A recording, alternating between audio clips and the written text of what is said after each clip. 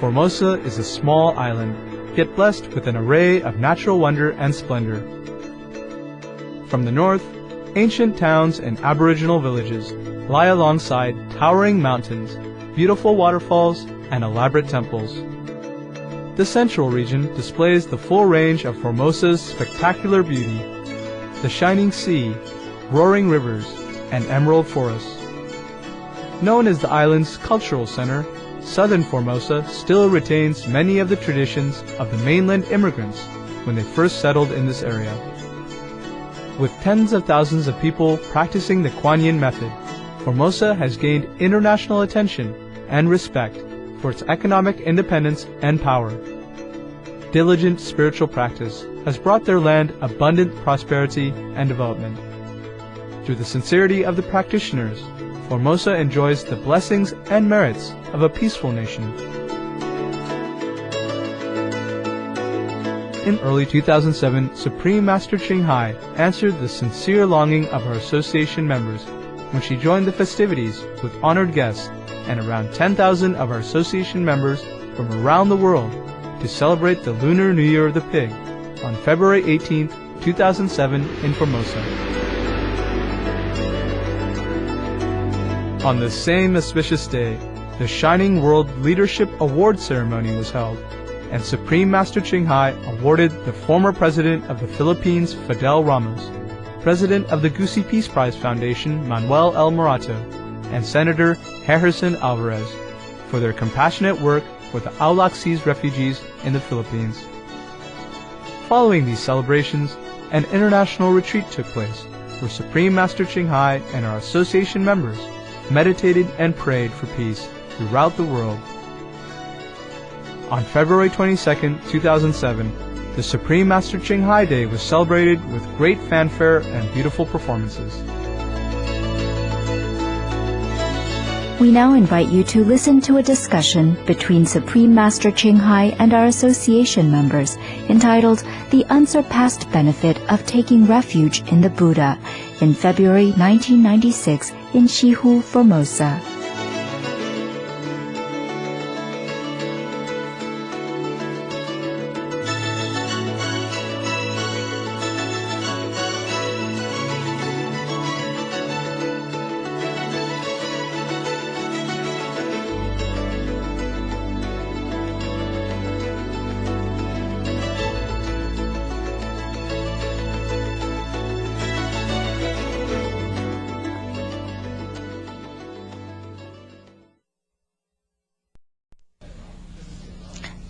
That is why to give in charity is not as good as to give the true teaching to the people, to spread the teaching to the people. That's why since ancient time people keep praising monkhood, because if they follow a living Buddha, they can learn very well and then they continue to go out and spread the teaching and deliver other people. It is much better than they give any golden coins in a mountain of number to the people, because that will only satisfy their material craving for a very short period of time, but cannot deliver them forever to the Buddha's land or the kingdom of God. Yeah, so you see, because at that time he only offered 2 coins without condition. Yeah, without thinking of reward or merit. Thus his merit has become multifold like that, and he enjoyed wealth forever, for a long, long time. But it would have been better at that time if he himself developed a quest or a thirst for enlightenment and follow the Buddha, or become a monk, even better. But he did not. Therefore, I have often told you that charity should be done, in modesty, the way it is. Not that means we are stingy not to give, but means to give but without pomp and show too much. You know what I mean? But sometimes it's inevitable that the press knows, or other people know, and then they bring the press and all that. Okay, whatever comes we accept, but we don't do it for that purpose. You see what I mean?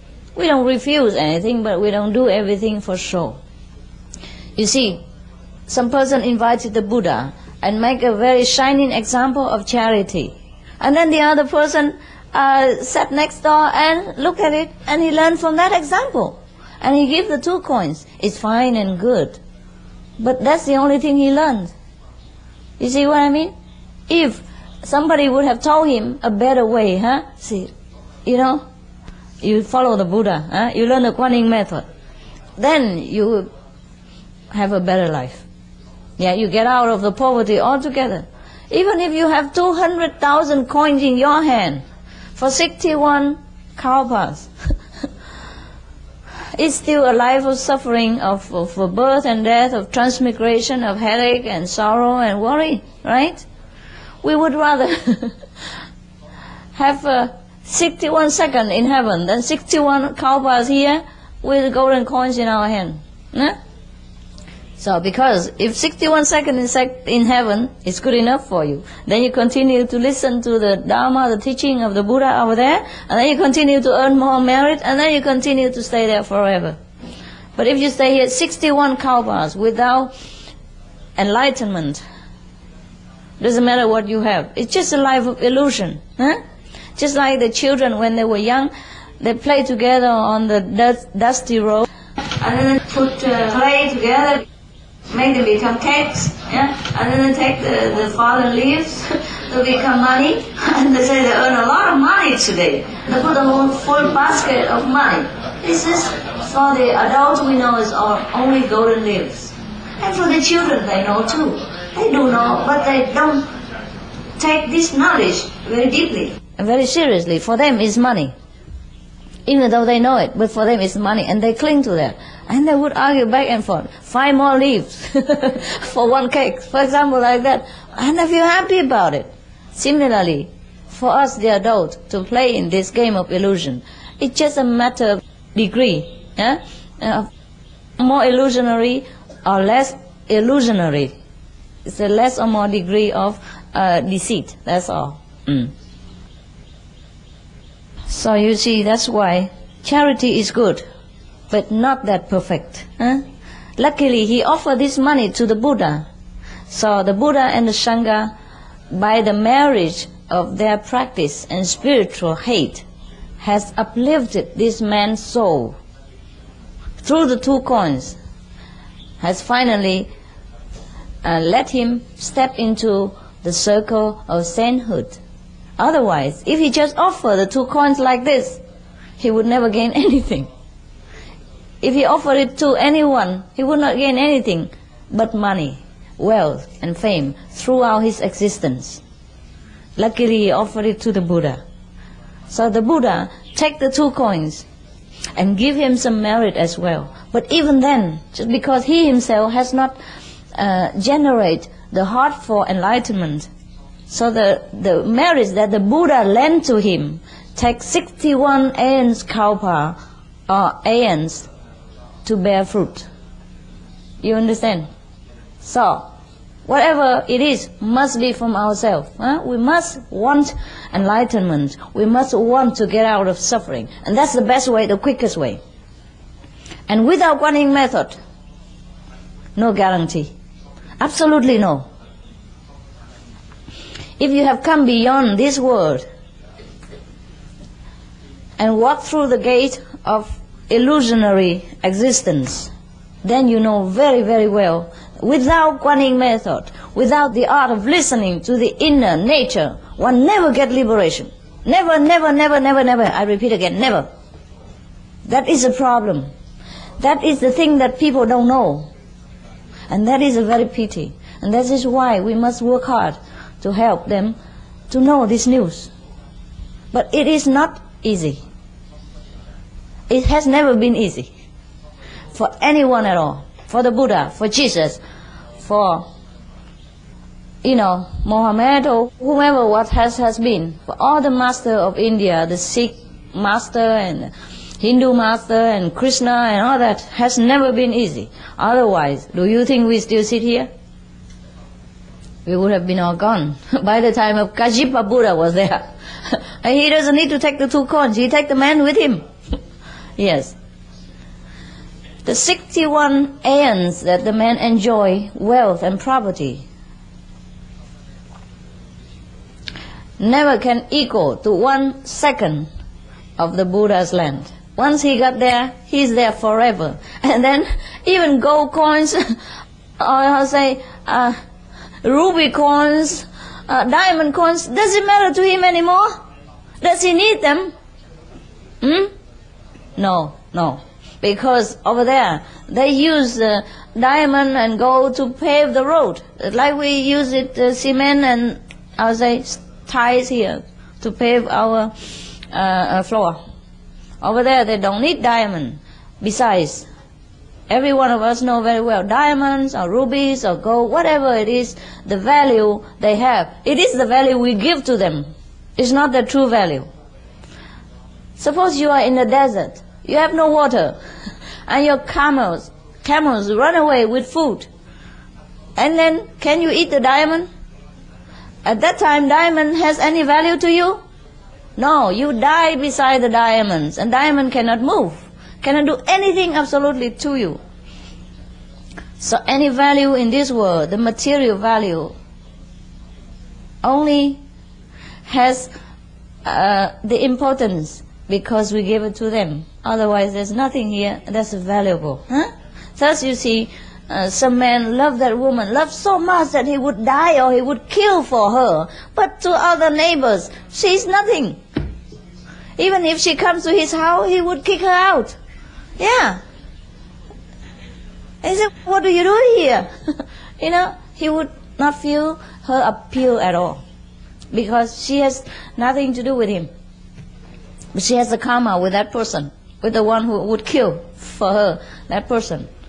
So everything is related to each other through the karma or through the value that we attach to the subject or to the person. There's no real value in this world. But since we live here, we accept. We accept. But we must know so that we don't feel attachment for these transient things. And really, it's not valuable things.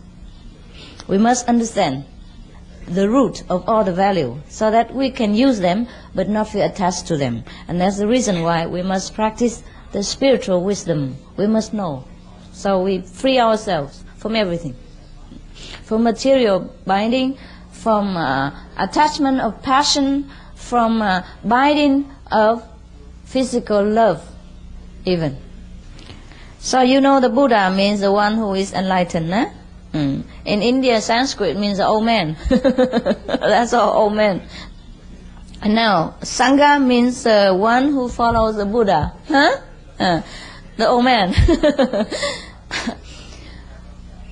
Sangha means the congregation of truth. That's all there is.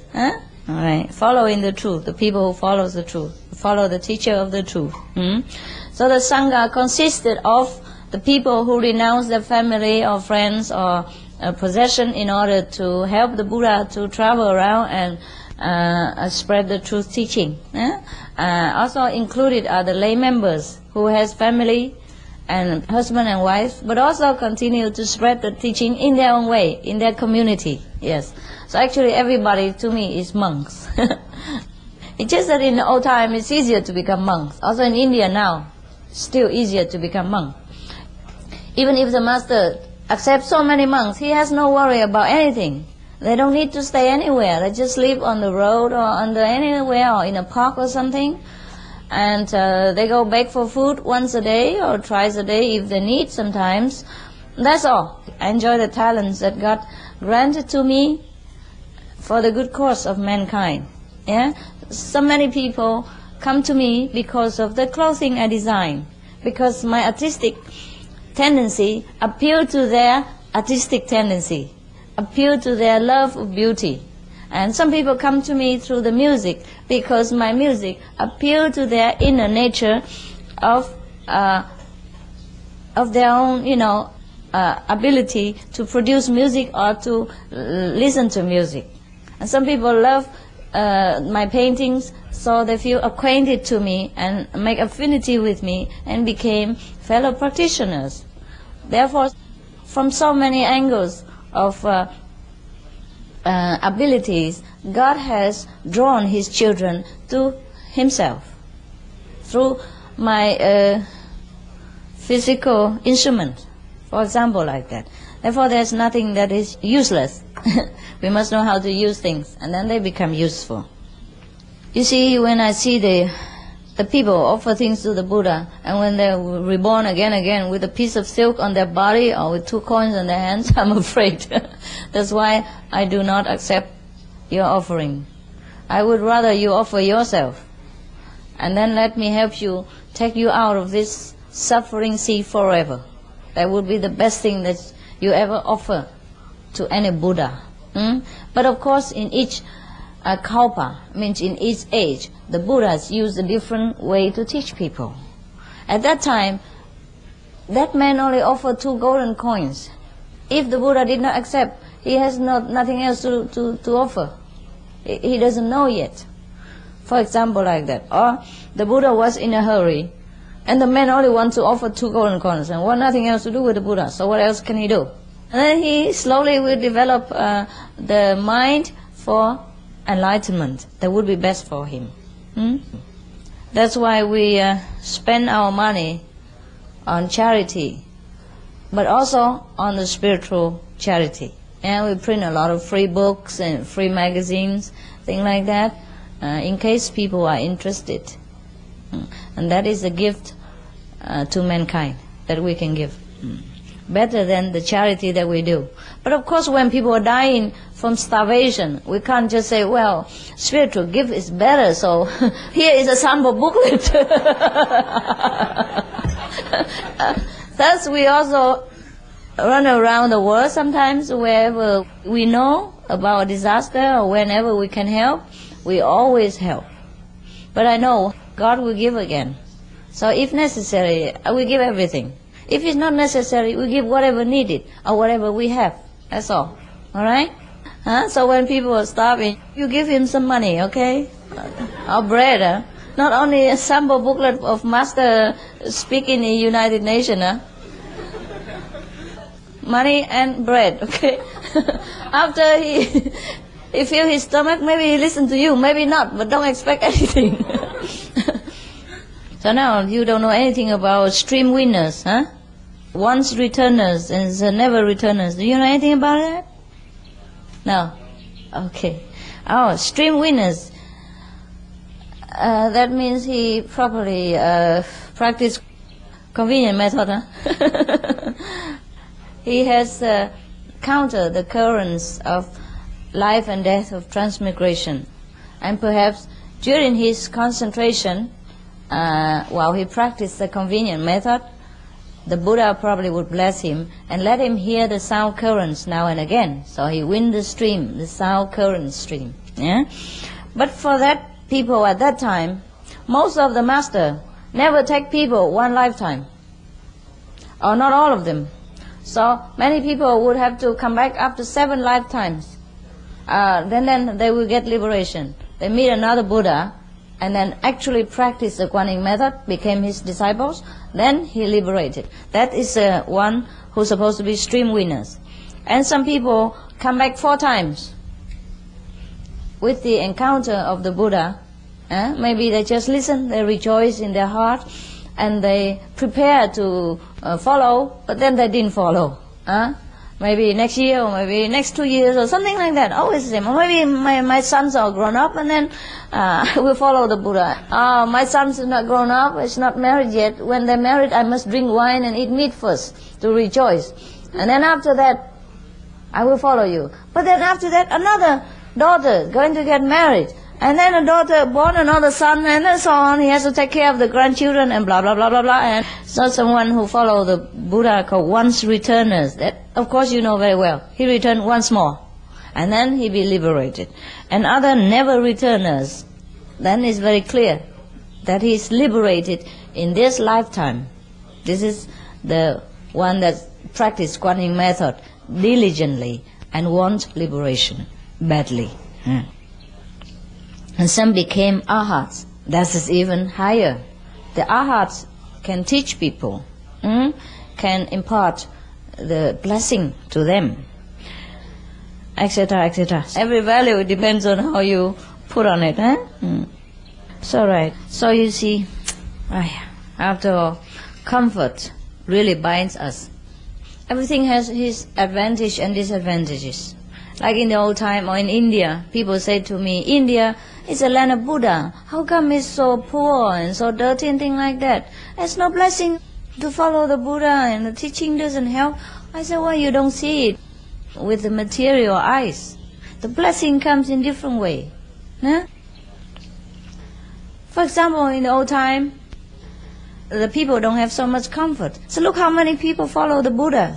And now we have paved road and we have cars and we have air-conditioned house. It's very difficult to come here and live in the freezing cold winter with no heater and, hot summer without aircon. For example, you're not used to it and your body rebel, and your mind make trouble. Therefore, it is very difficult. And today, the women are more beautiful than the old time. They can go to beautician, and they buy a lot of makeup, and they go to Master Ching Hai to learn how to make up as well. And they buy celestial clothes, and they put on beautiful jewelry. Even the fake jewelry nowadays are more beautiful than the real jewelry in the old time. So how difficult it is to leave such a piece of jewelry at home and come here and follow Master Ching Hai and live a simple life. It's funny. If it's not a true teaching, everybody follow. If it's true teaching, difficult. If you become a monk without a master, many people. But if you become a monk under a real master, very less. But this is also good. That means the teaching is true. You see in the class, how many distinguished students? 3, 4, 5, no? Especially nowadays. It's funny, in the old time, people follow the master more. Like Krishna, he has about 70,000 wives. No. They're supposed to be the milkmaids, that follow him when he was a shepherd boy. Then they follow him until he became enlightened. Of course, they are not his wives, they're just his disciples. But that is only female disciples. The male disciple didn't count yet. Okay? For example, like that. And even at that time, there was no system of transportation. Not so fast like today with airplane, hovercraft, and maybe soon hover car. So sometimes comfort doesn't mean blessing from God. Or richness doesn't mean you are a very meritorious person. It depends on what you did in last life. If you help a lot of people, of course good. You have loving kindness, and the fruit will return to you in many folds. You become very rich in this lifetime. Look, the man only give 2 coins, lousy coins. And for 61 aeons, he enjoyed enormous wealth and never lacked anything. Have all the precious things in his life, except enlightenment. That he get at the end. Only perhaps he got tired. He enjoyed everything that he ever wanted to enjoy. And then he said, so what now? What else? What shall I do with all this gold and money and enjoyment? I'm tired of it. Everyone gets tired of something sometimes. So the best thing we wish is enlightenment, not enjoyment of this life. Because what we wish, we will get. Sooner or later, our mind, our subconscious will find a way to get what we want. Like that man. Perhaps he has been born in poverty for many lifetimes. And then all he has in his subconscious mind is to get rich. You know what I mean? It's just a psychological pressure of everyone. What you don't have, you want. So when he saw the Buddha, he forget everything else except to get, his subconscious mind could not allow him to think of enlightenment or following the Buddha or become a monk or disciple, nothing. He only think of richness. Therefore, subsequently and subconsciously, unknowingly, he offered the 2 coins. Because then he will get the reward of richness for many lifetimes. Then he enjoyed until he had it up to here, and then he think, oh, now I want enlightenment. I want something more than material comfort.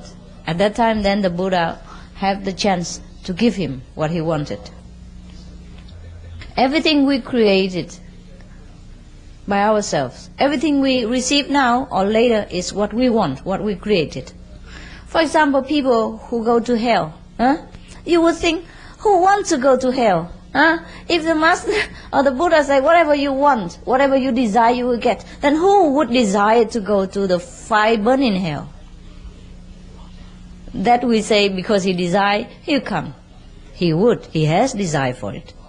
Because of his bad action and consequence of the bad actions, he would feel very cold, very freezing at the time of death.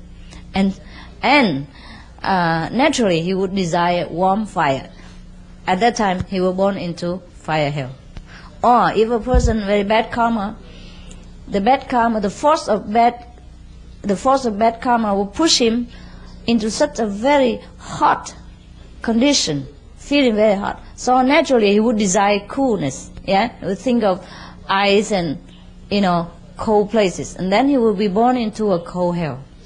And that's how the law of karma works, to make people desire according to the force of their actions, the consequence of their retribution. You know what I mean? So even though you don't desire hell, but you go straight there, the force of karma make you desire similar thing, and then you fall directly to where you belong, even though you don't want it. You never think about it. That is a problem with karma. That is a problem with the action and the chain of reaction. That's why we must take care. Don't make a new karma, don't make a new reaction to pour us into suffering anymore. We must keep the precept and keep vigilance day and night with our spiritual strength. Whatever we desire at the time of death, we get. That is a problem. Not many people knows about it. That's why they don't think they would fall into hell, but they would. It's a pity. But only Kuan Yin method will rescue people from this desire. Doesn't matter what force of karma. If you have Kuan Yin method, it will erase everything. It makes you deaf to every other temptation and desire. It just lifts you right up from everything. Just like a helicopter lifts a person right up from a sea of burning fire or a sea of freezing water. Lift it right up. And so it doesn't matter how much water, how much fire, you are unharmed. That is the Kuan Yin method. But we have to be patient, and we have to accept whatever it is. When I think of how many people suffer, I cannot stop suffering myself too. Sometimes I sleep at night and I think of people with freezing cold, or people with ignorance that will suffer life after life. I just cry alone. Sometimes. But sometimes I'm more enlightened and I think it's all a game. But the people who are in a game don't know it is a game. That's why they suffer. And seeing them suffer, I suffer. Not that I don't know that it is a game, but because they don't know.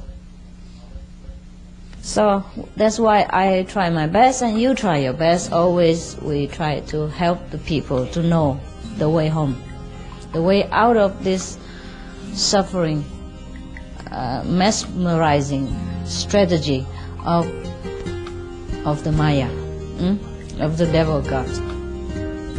All right, I see you again later.